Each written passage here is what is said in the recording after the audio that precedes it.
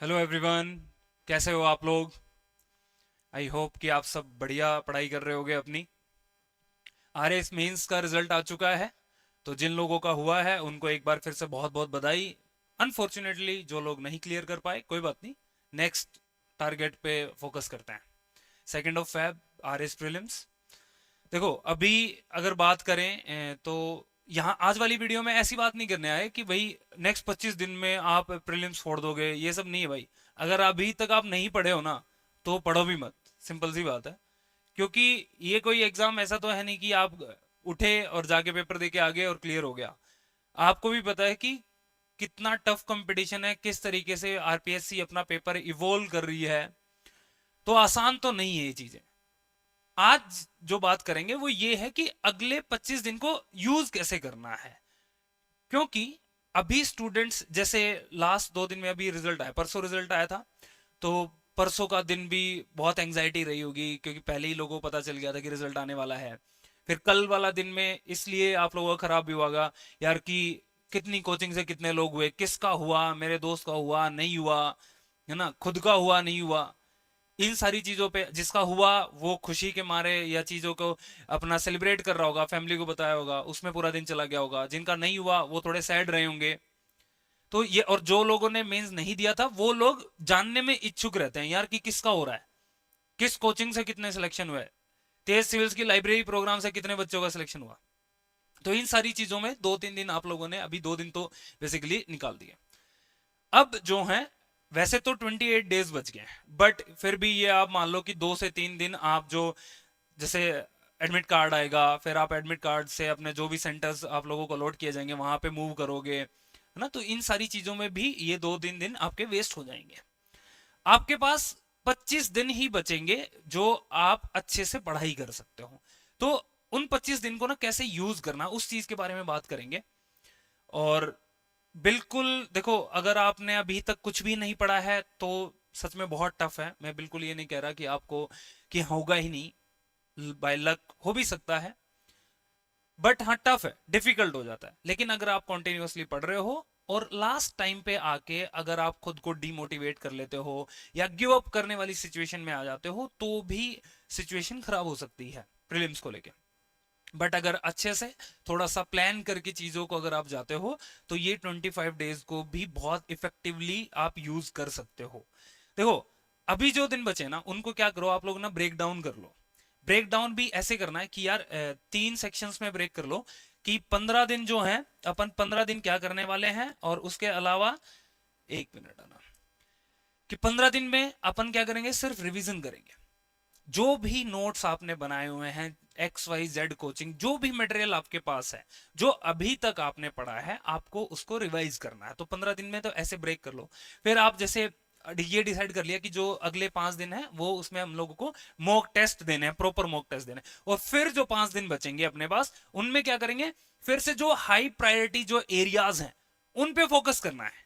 कि कौन से टॉपिक्स हैं, कौन से ऐसे सब्जेक्ट हैं जहां से ज्यादा क्वेश्चन पूछे जाते हैं, तो उसको बार बार एक बार रिवाइज करना है हमको। तो इस तरीके से आप अपने 25 डेज को ना ब्रेक कर लो और 3 सेक्शन में ब्रेक कर लो। कि 15 दिन तक क्या करना है, कि सिर्फ रिवीजन करना है। रिवीजन किस चीज का करना है वो भी अपन एक बार प्लान देखेंगे कि हाँ आपको डे वाइज कैसे प्लान करना है। तो ये जो आपके नोट्स हैं, जो भी नोट्स आपके पास होंगे उन नोट्स का आपको रिवीजन करना है। फिर जो 5 डेज होंगे, क्यों, उसमें क्या करना है, मॉक टेस्ट लगाने हैं 5। आप एक काम ये भी कर सकते हो कि एक दिन में 2 मॉक भी लगा सकते हो। ठीक है, 5 मॉक तो लगाने ही लगाने हैं, बट ऐसा कोई जरूरी नहीं है कि भाई नंबर ऑफ मॉक्स डिफाइन करते हो कि आपका सिलेक्शन होगा, नहीं। कुछ लोग ऐसे होते हैं जो एक भी मॉक नहीं लगा के जाते तो भी होता है। कुछ लोग ऐसे भी होते हैं जिन्होंने 50-50 मॉक लगा लेते हैं तब भी नहीं हो पाता। तो ये आपके ऊपर है कि आप उन मॉक टेस्ट को कैसे यूटिलाइज करते हो। बट हाँ, मॉक टेस्ट देने चाहिए। आप अगर मॉक टेस्ट देते हो तो वो बहुत हेल्प करते हैं आपकी। ठीक है, फिर 5 दिन जो बचते हैं उसमें क्या करेंगे, जो हाई प्रायोरिटी एरियाज हैं, पता तो है ही आपको, वो सब लोगों ने वो एनालिसिस भी कर रखा है कि सबसे ज्यादा क्वेश्चन किस टॉपिक से पूछे जाते हैं। जैसे करंट अफेयर्स हो गया, राजस्थान इकोनॉमिक सर्वे हो गया, राजस्थान ज्योग्राफी या Rajasthan history and art and culture हो गया। तो ऐसे सेग्रीगेशन तेज सिविल्स ने भी कर रखा है, बाकी लोगों ने भी कर रखा है, तो आप जाके देख सकते हो। तो आपको हाई प्रायोरिटी एरियाज आप लोगों को पता चल जाएंगे, और जहां से सिंपल क्वेश्चन आते हैं, जैसे आपको पता है पॉलिटी में प्रियम्बल से क्वेश्चन आता है, तो वो जाके आप पढ़ लेना एक बार, वो फटाफट उसको रिवाइज कर लो। तो ऐसे आप डिवाइड कर लो, ठीक है। अब पर डे की अगर बात करें तो पर डे में कैसे प्लान बनाना है आपको ना, जैसे आज का दिन है तो आप क्या करो, अपने डे को भी ब्रेक कर लो 3 से 4 सेक्शंस में, वो आपके अकॉर्डिंग है। अभी आप प्लीज एक चीज का और ध्यान रखना, टाइम ये नहीं कि यार मैं तो 5-6 घंटे ही पढ़ूंगा, अभी टाइम है पढ़ने का। अगर आप जॉब पे हो तो प्लीज अगर आप लीव ले सकते हो, इफ यू थिंक हाँ कि आपको लीव की जरूरत है तो लीव लेके आप पढ़ाई स्टार्ट कीजिए। और अगर आप अपना जॉब के साथ कंटिन्यू कंफर्टेबली कर पा रहे हो तो वो भी चीज आप कर सकते हो। तो अपने डे को ऐसे कर लो, प्रायोरिटाइज कर लो। पहले तो ये कि अभी 15 दिन में पहले किस सब्जेक्ट पे फोकस करना है, वो प्रायोरिटी वाइज आप देखोगे कि करंट अफेयर्स हो गया, इकोनॉमिक सर्वे हो गया, Rajasthan art history art and culture हो गया, तो वो देख लिया हम लोगों ने। फिर इसमें जो आपके शॉर्ट नोट्स आपके पास रेडी होंगे, अभी कोई टाइम नहीं है शॉर्ट नोट्स बनाने का। ओके, आप लोगों ने जो सीरियस स्टूडेंट है उसने पहले बना के रखे होंगे, आपको उन्हीं को बार बार रिवाइज करना है। तो डे की अगर बात करें तो डे को आप ऐसे ब्रेक कर लो, जैसे मॉर्निंग, आफ्टरनून और इवनिंग में, इसमें भी 4-4 घंटे के स्लॉट बना लो, कि सुबह 6 से 10 हो गया, फिर 10 से आपका 2 बजे तक का हो गया, 2 से 6 का हो गया, और फिर एक इवनिंग के बाद वाला टाइम हो गया। मतलब उसमें सारा टाइम पढ़ा ही नहीं जाता, वो टाइम टेबल वो फर्जीवाड़ा होता है, ठीक है, वो कि इतना था। बट हाँ, इसमें जैसे 6 से 10 वाले टाइम में आपको पता है कि 2 से ढाई घंटे पढ़ना है, बाकी टाइम आपका ब्रेक में, ब्रेकफास्ट करने में, फ्रेश होने में, ये सारी चीजों में चला जाएगा। ओके, तो वो 4-4 घंटे के स्लॉट बना लो आप। तो ऐसे आप उठे, आपने डिसाइड कर लिया कि यार मॉर्निंग में सुबह का टाइम जो है सही टाइम है, तो मैं स्टैटिक के जो मेरे पास नोट्स हैं, मुझे वो नोट्स रिवाइज करने हैं। कोई भी एक सब्जेक्ट उठा लो या 2 सब्जेक्ट में ब्रेक कर लो, कि सुबह वाले टाइम पे मैं क्या करूंगा कि एक एक 1.5-1.5 घंटा स्टैटिक जो पार्ट है वो अपना रिवाइज करना है। वो रिवाइज कर लिया अपना। दोपहर वाले पार्ट में आप क्या करो, मतलब ये आप ऑल्टरनेट भी कर सकते हो ये चीजों को, मतलब इंटरचेंज कर सकते हो। दोपहर में क्या कि आपको पता है कि करंट अफेयर्स और इकोनॉमिक सर्वे बहुत ज्यादा मैटर करता है, बहुत ज्यादा क्वेश्चन आते हैं। तो करंट अफेयर्स आपने पढ़ चुके होगे, वीडियोस भी देख चुके होगे आप लोग ऑलरेडी, तो इनका क्या करो, इनके क्वेश्चंस लगाओ। आप लोगों को क्वेश्चन बैंक ऑलरेडी कहीं ना कहीं मिल जाएंगे। ओके, तेज सिविल्स के भी क्वेश्चन बैंक है, इकोनॉमिक सर्वे का क्वेश्चन बैंक भी है, वो भी हम लोग शेयर कर देंगे, प्लस में करंट अफेयर्स का भी है। तो ये क्या करो, क्योंकि पढ़ा हुआ है आपने, अब आपको खुद को टेस्ट करना है, तो इसके छोटे छोटे मॉक्स लगा लो, या क्वेश्चन बैंक जो बना हुआ है उसको रिवाइज कर लो, चाहे वो मंथ वाइज कर लो आप, या फिर कलेक्टिवली अगर आपके पास है तो दोपहर वाले पार्ट में। क्योंकि वरना दोपहर वाले पार्ट में क्या होता है कि यार यहाँ चाय की थड़ी पे बैठ गए, यहाँ किसी दोस्तों के साथ गप हो गया, या फिर आप देखते हो कि यार सो जाते हैं लोग ज्यादा टाइम, है ना, वो नहीं करना अभी। ठीक है, पावर नैप लेना है, 10 मिनट का पावर नैप लो, 15 मिनट का, 20 मिनट का, इतना ही पावर नैप होता है, ये नहीं कि 2 घंटे का पावर नैप नहीं होता है कोई। ओके, उतना फिर वो आपका वो सेक्शन ही उठ जाएगा दोपहर वाला। इवनिंग टाइम पे आप जो स्टैटिक पार्ट आपने पढ़ा था, जो सब्जेक्ट पढ़ा था, उसका मॉक टेस्ट लगा लो, चाहे 50 क्वेश्चन का लगा लो। ठीक है, जैसे क्यूबिट में हम लोग क्या करते थे, डेली आपको 50 क्वेश्चन देते थे, है ना। तो इस तरीके से क्या करो, टॉपिक वाइज जो भी स्टैटिक पार्ट आपने सुबह पढ़ा था उसका आप क्या करो, टेस्ट लगा लो, एक 50 क्वेश्चन का, 60 क्वेश्चन कहीं से भी मिल जाए, मैटर ही नहीं करता भाई। ठीक है, तुम किसी को जज मत करो कि क्वेश्चन कैसा, अपना देखो तुम्हें याद है या नहीं है। बात अभी यह है कि तुम्हें खुद को इवोल्व करना है, किसी को जज नहीं करना अभी। अभी क्या है कि मेरा काम है, मेरे को अपना चीजें करनी है, मेरे को याद करना है। हाँ, ये क्वेश्चन मेरे को आता है, नहीं आता है तो मैं एक बार इसका स्टैटिक पार्ट फिर से देख लेता हूं। तो ऐसे ब्रेक कर लो। अगर रात की बात करें तो आप क्या करो, जो भी चीजें आपने पूरे दिन में की है एक बार उसको रिवाइज कर लो, ब्रेनस्टॉर्मिंग करो, सोचो आज जो टेस्ट दिया, जो क्वेश्चन किए, उनमें क्या गलतियां हुई, वो गलतियां क्यों हुई, या तो आपको रिवाइज नहीं है, या आपने वो चीजें पहले पढ़ी नहीं थी, या इसका मतलब कि चीजें पहले से ही आपको ध्यान ही नहीं आ रही है, कुछ और ही पढ़ रहे थे आप। फिर नेक्स्ट डे का प्लान कर लो, आपकी नेक्स्ट डे आपको क्या पढ़ना है, कौन सा टॉपिक पढ़ना है।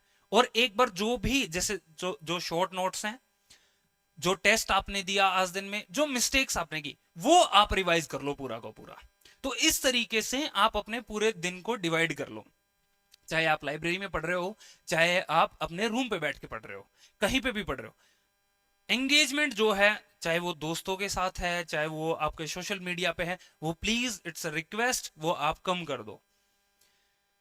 किनका मेंस हुआ नहीं हुआ उस पे आपको चर्चा करने की अभी जरूरत नहीं है। जो लोग मेंस क्लियर किए हुए हैं वो भी आप इंटरव्यू के लिए थोड़ा सा टाइम निकालो, बाकी का जो टाइम है वो आपको प्रीलिम्स पे ही फोकस करना है। इंटरव्यू की जितनी भी एक्टिविटीज होनी है वो बाद में स्टार्ट होंगी, अभी प्रीलिम्स इंपॉर्टेंट है। क्योंकि किसी को भी पता नहीं होता कि 1% भी चीजें इधर उधर होगी, क्योंकि फिक्स तो कुछ है नहीं ना। ओके, तो आप ऐसे अपने दिन को प्लान करो, वरना क्या है कि रैंडम अगर चीजें करोगे तो वो क्या है कि दिन चला भी जाएगा और फिर रात को सोच रहे होगे कि यार आज क्या पढ़ा था, वो तो पता ही नहीं, याद ही नहीं आ रहा, ब्रेनस्टॉर्म ही नहीं, रिकॉल ही नहीं कर पा रहे हो। ओके, तो ऐसे आप प्लान कर लो पूरे दिन को। क्लियर है? आगे आ जाते हैं, एक बार देखें। मोटिवेशन की बात है तो सिंपल है, बहुत सारे तरीके हैं। और यार इससे बड़ा मोटिवेशन क्या होगा कि आप अपने ड्रीम्स को अचीव करने के लिए प्रिपरेशन कर रहे हो। आप जो बनना चाहते हो आप उस चीज के लिए मेहनत कर रहे हो। किसी ने आपको ये चीज आपके ऊपर थोपी नहीं है, किसी ने आपको बाउंड नहीं किया है कि ये you just have to do this thing. It's your dream, it's your passion, so you have to respect your decision. You can not say कि यार मतलब मेरे ऊपर तो थोप दी गई थी चीजें। तो इससे और मोटिवेशन कहां से, ये इससे बढ़िया मोटिवेशन कैसे है, कहां से मिलेगा आपको? आपको पता है, आप सोचो कि जब आप सिलेक्ट होगे, आप कॉल करोगे अपने पेरेंट्स को या आप खुद से जब बात कर रहे होगे तो you will feel good about yourself कि हाँ यार मैंने जीवन में एक डिसीजन लिया था और वो डिसीजन मेरा सही था, जिस चीज के लिए मैं तैयारी कर रहा हूं मेरा हो गया। आपके सामने एक टारगेट है, आपको पता है उस टारगेट को अचीव करना है। हाँ ठीक है, डिफरेंट डिफरेंट तरीके मोटिवेशन के हो सकते हैं, आप गाने भी सुन सकते हो, बट वो गानों के चक्कर में क्या होते हो, गाना मोबाइल में ऑन करते हो, यूट्यूब पे ऑन करते हो, तो एक वीडियो देखने के चक्कर में आप वो आधा घंटा एक घंटा कब चला जाता है नहीं पता चलता। और आजकल वो पॉडकास्ट वगैरह का भी है तो वो भी आप बहुत देख लेते हो। तो इन चीजों पे थोड़ा सा आपको कंट्रोल करना पड़ेगा। You have to stick your self and you have to like bound your self कि यार मैंने अगर 10 मिनट का ब्रेक लेना है तो 10 मिनट का ही लेना है।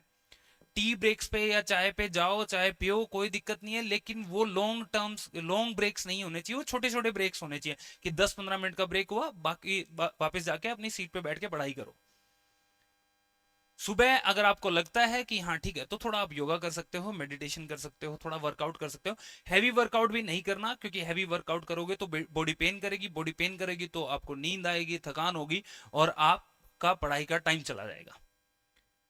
ठीक है, तो ये सिंपल है। मोटिवेशन तो क्या ही दे यार, आप सोचो ना, आपके अभी आरएस मेंस का रिजल्ट आया है, आपके नॉन जो दोस्त होंगे या जिन लोगों ने जिन लोगों को आप जानते होगे कि यार ये इतने टाइम से तैयारी कर रहा था उसका हो गया, तो ये अपने आप में एक चीज मोटिवेशन देता है। रील्स से मोटिवेशन मत लेना प्लीज, है ना। रील्स वाली चीजों में मत जाओ, अभी वो आपका टाइम वेस्ट करा देंगे टोटली। टेस्ट सीरीज की बात करें, कैसे टेस्ट सीरीज, तो आपको पता है कि ज्यादा से ज्यादा आपको मॉक देने, जैसे अभी दिन में बताया ना कि शाम वाले टाइम पे आप क्या करो, मॉक दे लो, या फिर वो तो छोटे मॉक दे लो 50-60 क्वेश्चन के। आप ये टेस्ट क्या क्या कर सकते हो, ऑल्टरनेट डे पे एक फुल कंप्लीट मॉक टेस्ट का किया यार, 3 घंटे मेरे को बैठ के टेस्ट देना, चाहे वो लाइब्रेरी में बैठ के दे लो या रूम पे बैठ के दे लो। चेक कैसे कराना है, अपने दोस्त को दे दो, अपने रूम पार्टनर को दे दो कि भाई एक बार इसमें आंसर चेक करके दे दे कैसा है। अगर मान लो आप किसी कोचिंग में टेस्ट नहीं लगा रहे हो तो यार कोचिंग के टेस्ट तो सारे आप लोगों को मिल ही रहे हैं ना, सारे प्रिंट आउट या सारे जो पीडीएफ है वो मिल जाएंगे, तो उनको प्रिंट निकाल के आप रूम पे बैठ के दे लो, क्या दिक्कत है। बट बात आती है कि आपने 3 घंटे पेपर दिया, अब उसको एनालाइज करना ना, वो इंपॉर्टेंट है। ये नहीं कि पेपर दे के रख दिया, उसको 2 से 3 घंटे उस पर लगा लो, 1 घंटे में तो नहीं होगा, 2 से 3 घंटे लगाओ, बैठो, देखो कि कहाँ पे मिस्टेक हो रही है, कौन से क्वेश्चन ऐसे हैं जो बहुत इजी थे, जो आपको आने चाहिए थे बट स्टिल आपने उनको गलत टिक कर दिया। दूसरा कि ये करंट अफेयर्स वाली चीज थी, ये आपने 2 से 3 बार पढ़ी हुई है but still you are not able to recall this thing, तो इट्स ए फॉल्ट कि हाँ रिवीजन में अभी लैक है, आप रिवीजन में थोड़ा सा कमी रहेगी तो उसको बार बार रिवाइज करना है। स्टैटिक वाला पार्ट देखो, इकोनॉमिक सर्वे में अगर आपको लगता है कि यार हाँ मेरा इकोनॉमिक सर्वे, क्योंकि वहां से ज्यादा क्वेश्चन आने के चांसेस होते हैं, मे भी इस बार ना भी आए, कोई जरूरी नहीं है ना। तो आपको ऐसे एनालाइज करना पड़ेगा, आपको देखना पड़ेगा कि मैं कितने क्वेश्चन अटेम्प्ट कर रहा हूं, उसमें सही कितने हो रहे हैं, गलत कितने हो रहे हैं, 50-50 वाले पे कितनों पे सही हुए, कितनों में गलत हुए और क्यों गलत हुए, तो उन सारी चीजों को एनालाइज आपको करना पड़ेगा। फिर आपको रिवाइज करना है वो पेपर, जो सोल्यूशन आप लोगों को दिया जाता है। जैसे तेज सिविल्स में आपने अगर बहुत मतलब सबने देख ही लिए होंगे, तेज सिविल्स के पेपर जो हैं उसमें जो डिटेल सोल्यूशन दिया जाता है, आप उसको पढ़ लो, रिवाइज कर लो बार बार। जितना रिवाइज करोगे तो वो चीजें, वो स्टैटिक से ही तो बनाए गए हैं, तो वो स्टैटिक वाली चीजें आपको रिकॉल हो जाएंगी। तो आप ऐसे, और हाँ एक और चीज, टेस्ट भाई 3 घंटे बैठे तो 3 घंटे का पेपर उसी तरीके से देना है।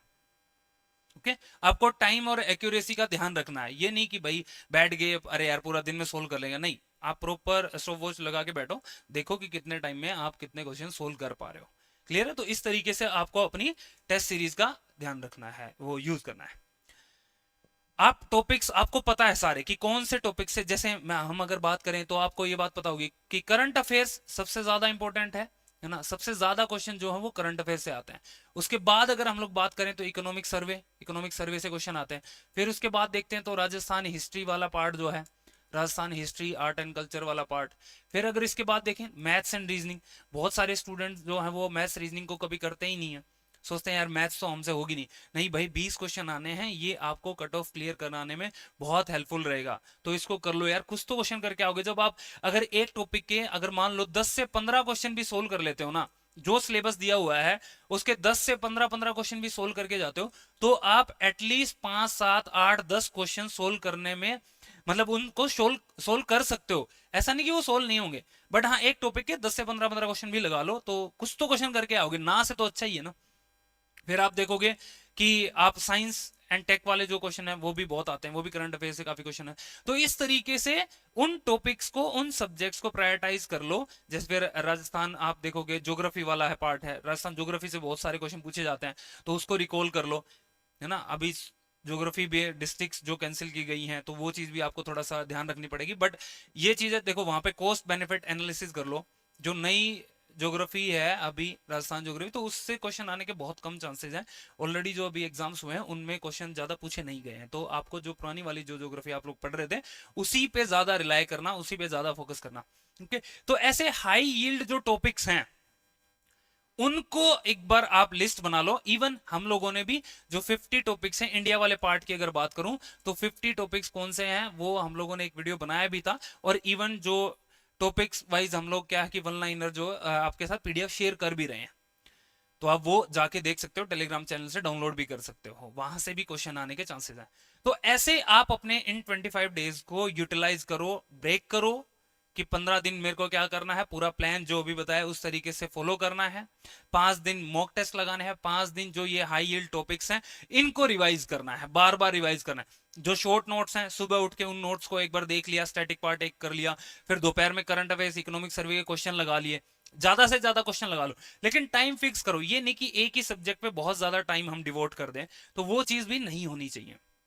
बाकी अगर बात करें मेहनत की, जैसे 25 दिन अभी बचे हैं, तो आप अगर पूरा दिलो जान से अगर मेहनत करते हो ना तो चीजें पॉसिबल हैं, की जा सकती हैं। बट अगर भाई बिल्कुल ही नहीं पढ़े हो तो फिर आपके लिए टफ हो जाता है। जैसे मैं अगर अब बताऊं आप लोगों को, तो जो लाइब्रेरी बैच के स्टूडेंट्स हैं ना, उन्होंने लिटरली में ये चीज प्रूव कर दी है कि हाँ मेहनत से कुछ भी किया जा सकता है। इंटेलिजेंस ना वो सेकेंडरी चीज है, मतलब मैं इंटेलिजेंसी को डिनाई नहीं कर रहा हूं, but yes you can beat intelligency if you will do hard work. Hard work करते हो ना, मेहनत करोगे ना, तो चीजें अपने आप हो जाती हैं। लाइब्रेरी में बहुत सारे ऐसे स्टूडेंट्स थे हमारे पास जो मेंस में, जस्ट मेंस में आए थे, 3 महीने पहले कुछ आए थे, और उन्होंने कॉन्टिन्यूसली आंसर्स लिखे थे, कॉन्टिन्यूसली। उन्होंने इवन एक सिंगल डे भी स्किप नहीं किया था, और उनका हुआ है।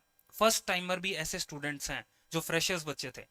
वो सिर्फ इसलिए, ऐसा नहीं है कि उनको मतलब बहुत ज्यादा नॉलेज थी या फिर वो बहुत ज्यादा प्रैक्टिस करके आए थे, नहीं, उन्होंने आंसर राइटिंग कभी प्रैक्टिस ही नहीं की थी।